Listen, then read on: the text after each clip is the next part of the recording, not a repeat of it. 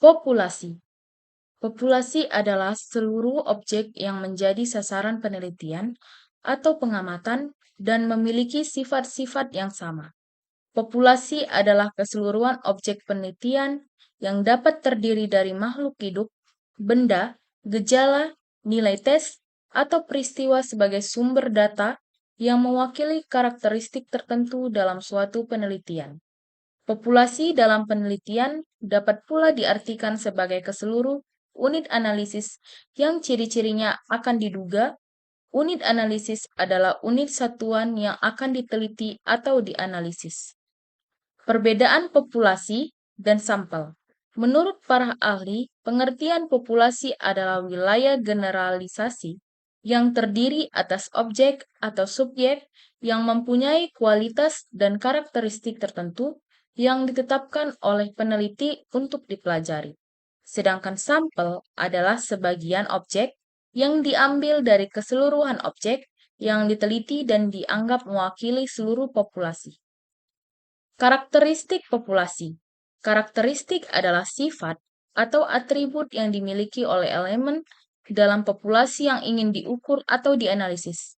Yang pertama itu usia, jenis kelamin, status gizi, tingkat aktivitas fisik adalah hal yang perlu dilakukan dalam karakteristik populasi dalam gizi.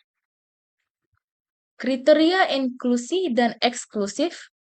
Inklusi merupakan karakteristik umum subjek penelitian pada populasi target dan sumber.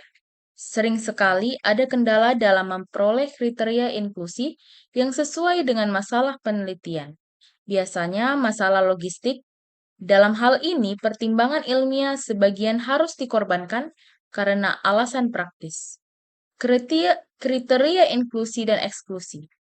Kriteria eksklusif merupakan kriteria dari subjek penelitian yang tidak boleh ada, dan jika subjek mempunyai kriteria eksklusif, maka subjek harus dikeluarkan dari penelitian.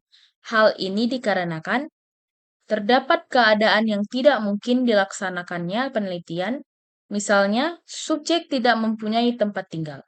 Terdapat keadaan lain yang mengganggu dalam pengukuran maupun interpretasi. Adanya hambatan etika dan subjek menolak dijadikan responden. Jenis populasi. Yang pertama, ada populasi target. Populasi target adalah populasi yang paling luas. Populasi ini juga dikenal sebagai broad population, di mana hasil penelitian akan diaplikasikan.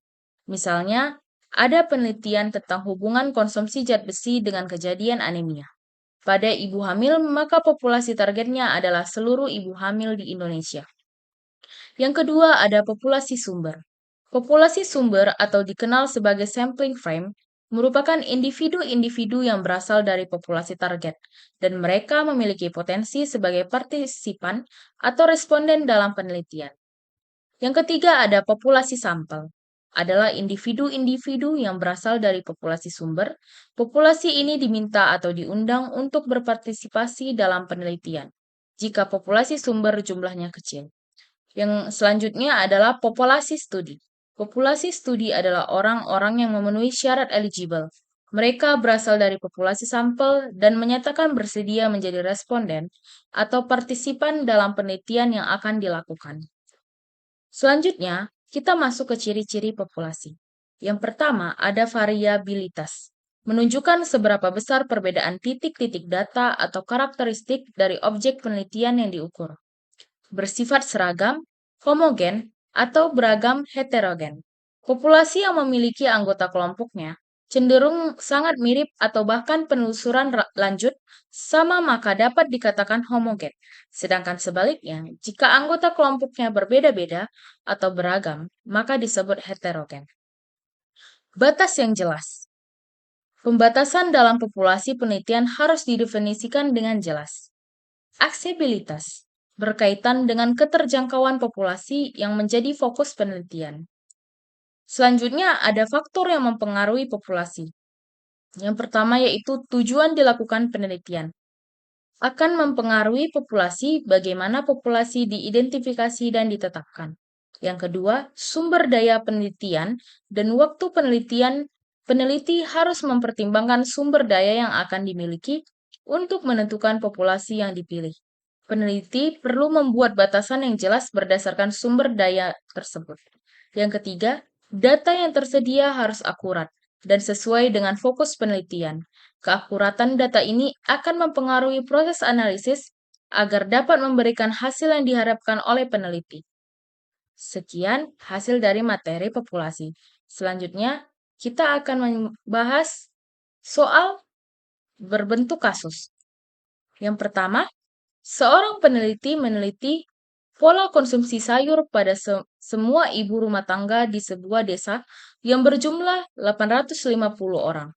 Data 850 ibu rumah tangga tersebut dinamakan A. Sampel, B. Populasi, C. Variabel, D. Parameter, E. Statistik. Jawabannya adalah B. Populasi. Penjelasannya, keseluruhan unit penelitian adalah populasi. Pertanyaan nomor 2. Dalam sebuah kabupaten terdapat 100.000 balita. Peneliti hanya meneliti 1.000 balita untuk mengetahui status gizinya. Balita yang diteliti disebut A. Populasi, B. Parameter, C. Sampel, D. Variabel, E. Unit analisis. Jawabannya adalah C.